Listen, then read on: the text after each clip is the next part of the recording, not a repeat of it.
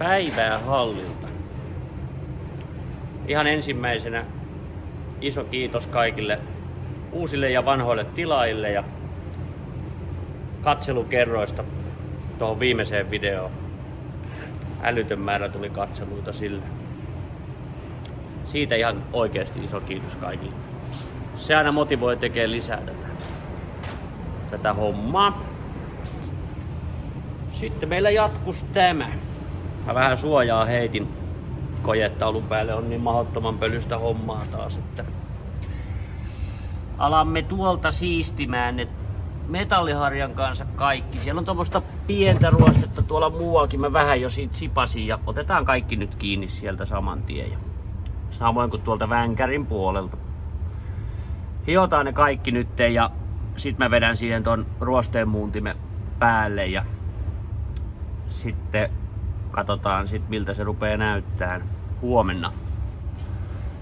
Niin. Mutta pitemmittä puheitta niin rälläkkä päälle ja hommiin. Siitähän me aloitamme. Suojalasit päähän ja homma käyntiin.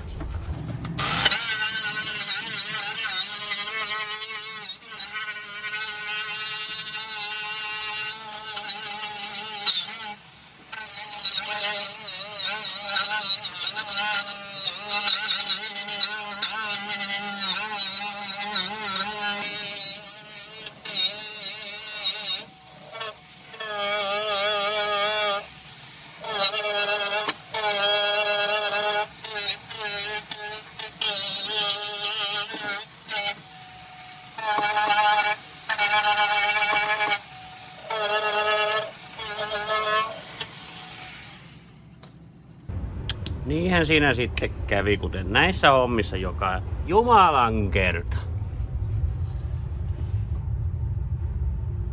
Joku haulikolla ammuttu. Piti olla nopea juttu. Ei oo. Taas hitsataan. Se on ton runkopalkin päällispelti tämä. Ja joutaa vaihtoon ihan. Luulen, että vaihan sen ihan tuolta ja pokkaan nuo ja tein ton vesireijän tohon ja se on kuitenkin se vesireijän ympäriltäkin mätä. Ei siinä nyt auta se, mä en tätä jätä näin. Se nyt vaan rupesi justiin aikaa viemään tää homma taas. Niin. Mä rälläköin sen nyt sit samoin tein auki, kun tässä kerran olen. Haenpa siis milkkarin ja alan päästelemään. Sitten pitää tuolta vielä hioa noin ruosteet pois. Siellä nyt ei onneksi oo kun tot pintaa. Tää oli mulla vähän mielessä, että onko pinta, mutta ei se ollut. Tää on ontto täältä sisältä. Se on runkopalkki menee tuossa. Niin. Minäpä haen rälläkän. Ja alamme siis hitsaamaan. No niin. Siitä nappasin palan pois. Ongelmahan on se, että siellä menee vissiin polttoainelinjat tuolla sisällä. Tää on melkein sellainen homma, että sieltä on nyt tarkistettava aukat, mistä pääsee painelmaa puhaltelemaan. Tai sitten tehtävä tuohon korjauspalaa jo valmiiksi toi reikä, että pääsee puhalteleen, koska nyt on riskit aika suuret taas ruveta, ettei ne vaan menis puhki. Mihin muuallekaan ne laittais kuin tonne. Ne vissiin on, kun siinä on niin kuin menopaluu. Se sukeltaa vissiin tuon kautta. No nyt siinä olisi kuitenkin reikä auki, että kai mä alan taikinoimaan siihen pellin palasta. Sehän olikin sillain tuo pohjamuovia ja tuo pakoputken lämpösuojapelti. Kaveri kävi tossa justiin ja vähän aikaa mietiskeltiin. Eihän sinnehän saa palosuojakankaan väliin ennen kuin hitsaa, niin ei tarvitse pelätä noita putkia sitten. Niin eipä siinä nyt hätää. Minä jo tossa leikkelin vähän palaa siihen ja nyt jatkan hiontahommia. Ja hion nyt noin tuolta kun aloitin pöllyttämään, niin pöllytellään ne nyt puhtaaksi tässä vaiheessa. Sitten hitsataan tuo paikka. No niin, nyt se on metalliharjalla käyty läpi ja vielä tuolla akkukoneella otin kaikki nuo kulmat ja muut, putsasin mitä sieltä lähti.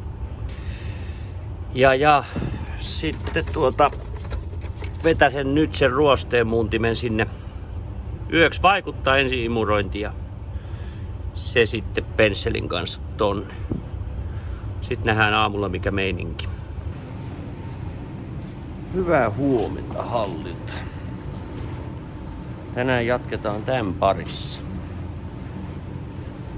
Siellä on nyt fosforihapot laitettu molemmin puolin ja se on aika hyvin tehnyt tehtävänsä siellä. Nyt alkas ton hitsaaminen sit seuraavaksi. Vänkärin puolen kanssa vedin läpi ja sieltä kaikki nuo ruosteet korjasin. No nyt ei näe, kun on vähän pimiää, mutta kaikki ruosteet korjasin ja sieltä ei löytynyt reikiä. Toi oli ainoa reikä toi, niin hitsataan se umpeen ja sitten putsaillaan kaikki vielä ja epoksia pintaan. Mutta siitä mä aloitan, nyt mä puran tuolta ton alusta muovin pois, ton suojamuovin ja sit mä saan suojattua nuo polttoainelinjat, niin pääsee rauhallisin mielin hitsaamaan. Ilmajousirömpötinkin on täällä nyt sisällä. Eilen vähän huuhtasin siitä pahimmat lumet pois ja se on pelannut.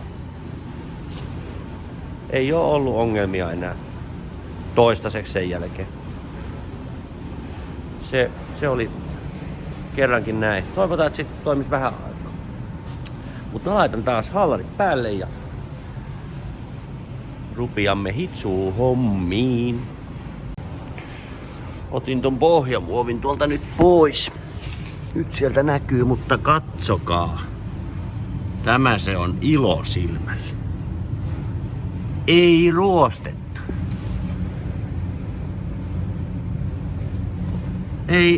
Ei mitään. Pohja on niin siisti. Oho. Onhan siellä. Mitä mä menin taas selittää? Totta kai. Noin menee. Onhan se. Joo. Eipä lähetä niitä nyt enempää ahistelemaan. Pohja oli hyvä. Mut kyllähän sieltä taas jotain löytyikin. Muutakin. Tän takia saisi olla toinen nosturi, että ei tarvitsisi ryömiä täällä lattialla. Mutta nyt itse aiheeseen. Jatketaan tuon hommassa nyt parissa. Tuossa nyt näkyy tuo reikä ja siinä on nyt nuo linjat ja mä suojaan ne nyt palosuoja kankaalla nuo. Siinä näköjään menee jarrulinjat ja polttoainelinjat. Suojataan ne ja sitten ruvetaan lyömään paikkaa umpeen. Joo, siinä olisi nyt pala. Pala alkaisi olla niinku kohta valmiina pikkasen. Joo, tää on vielä tosta lamellilla pois. Ja se pitäisi alkaa sinne käymään.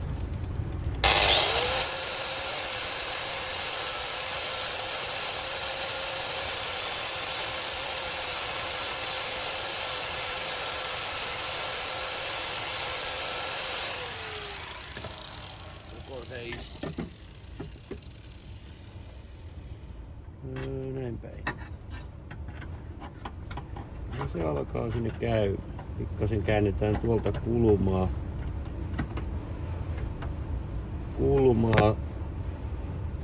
tuolta vähän ylös. Ja muuten tuo näyttäisi aika kivalta.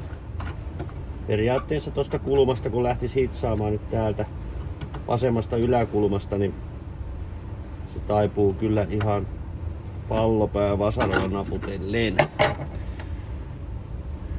Mutta käännetään pikkasen sitä vielä pihdeillä tuolta. On aina tapana tuolla tussilla merkkailla näitä. Panee tuolta tuo yläkulma kohilleen. Sitten että vähän piirtää, että mistä kohtaa sen pitäisi taipua alaspäin. Siitä me sitä käännellään. Käännellään vähän se. Saadaan se sinne hehtaarille, niin sit se on paljon helpompi naputella. Siitä se rupee muotoonsa hakemaan.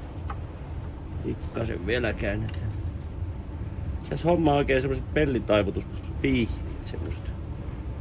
Ei ois huonot ollenkaan. Nämä perinteiset menetelmät on lupaa. Multa pitää nostaa sitten ylös.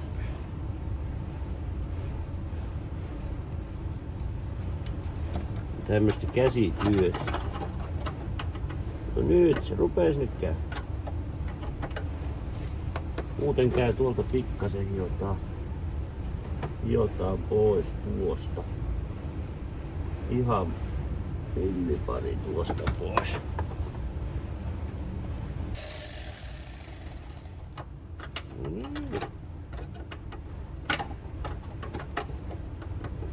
No alkaa käy. Kyllä se nyt käy. Nyt ei muuta kuin maajohto kiinni ja muumipappa-saumaa. Nyt maski päähän ja mä jo vähän heftasin sitä tuolta. Se on täydellinen. Vähän niinku tekijänsäkin. Nyt maski päähän ja vikkari käteen ja hitsataan se umpeen kaikki.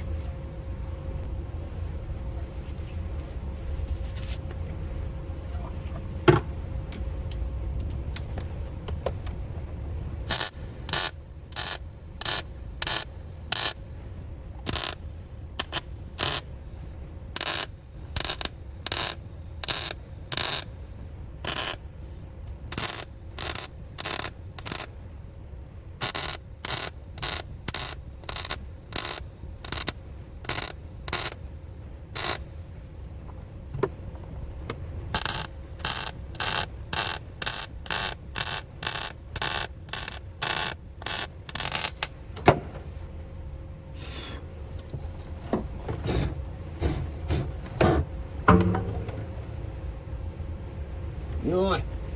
Tulipalo on sammutettu ja se on ympäri hitsattu.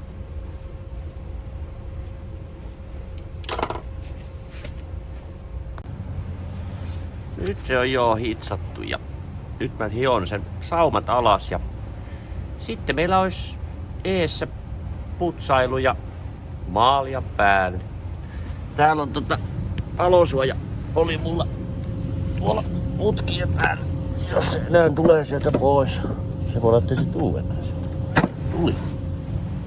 Tää on hyvä. Tää on varmaan ihan vähän samanlaista kuin sammutuspeite, mutta toi oli hitsaussuoja nimellä oikein. Mutta eikä tuo ihan normi sammutuspeitekinkään. Se suojaa kyllä hyvin. Siinä oli ihan semmonen perusteellinen ongelma tässä vanhassa palassa. Missä se on? Tuossa. Tää oli siis niinku näin päin. Elikkä tämä puoli oli sisäänpäin. Ja siinä kun on tämmönen olake, kun se on vissiin jollakin prässillä painettu tuo reikä altapäin, niin eihän tonne mikään vesi ole päässytkään edes tänne poistoreikään, jos on tommonen olake. Niin silloin se on kaiken sen veden niinku, se on virrannut täältä ohi ja se on jäänyt tälle kohtaa seisoo.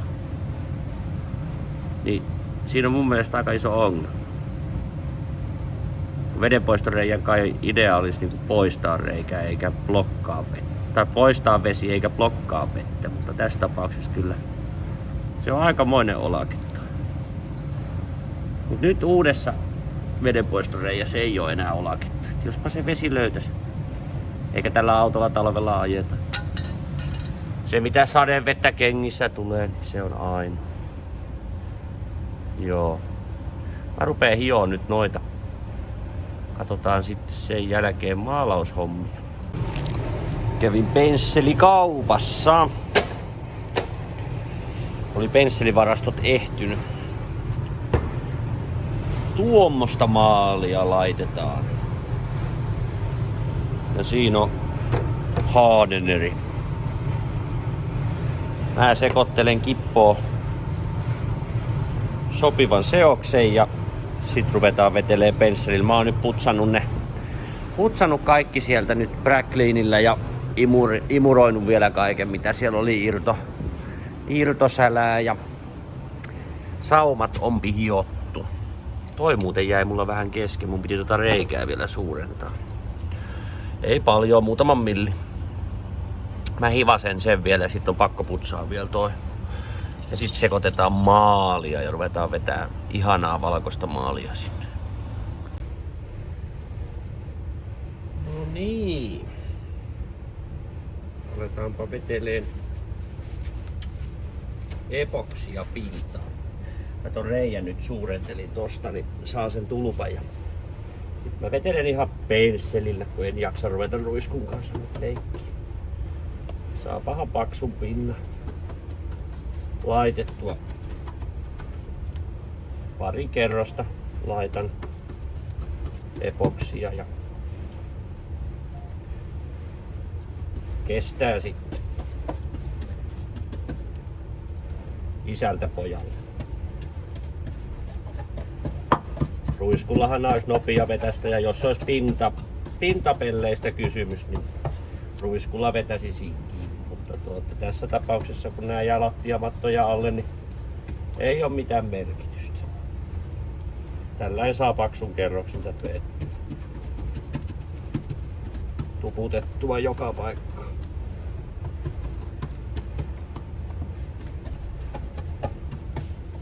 Jospa se nyt sit kestäisi. Tällähän nyt ei tosiaan talvisi ajeta, niin eipä sinne lunta ja semmoista pääse tulemaankaan. Talvet kuivaa täällä hallissa lämpöisessä.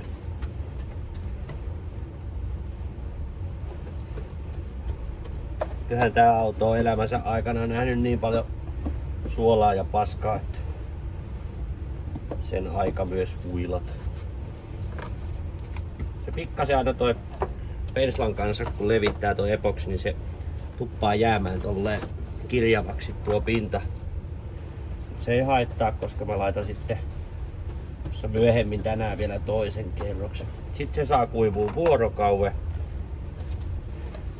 vuorokauden vai peräti 2 ja muistaakseni Vuotisen Timppa sanoi, että 2 vuorokautta olisi ollut se kuivumisaika ennen kuin koriliimoja sitten laitellaan hitsisaumoihin.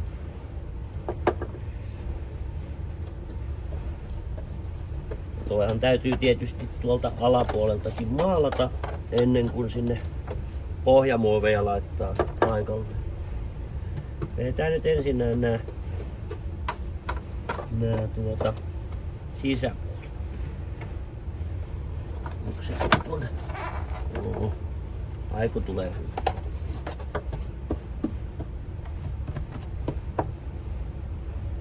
Kukaan ei edes huomaa, että sit on hitsailtu.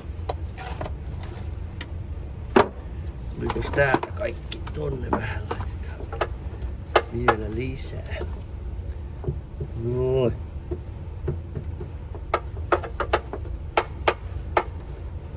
En tiedä.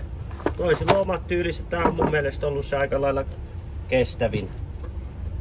kestävin ratkaisu tää epoksi. Ja sit tosiaan toi koriliima noihin saumoihin saadaan nuo huokoset.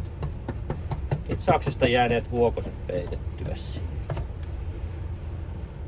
Noin, nyt se saa vähän kuivua ja ennen kuin vedetään toinen kerros. Nyt toiselle puolelle, vänkärin puolelle sama homma.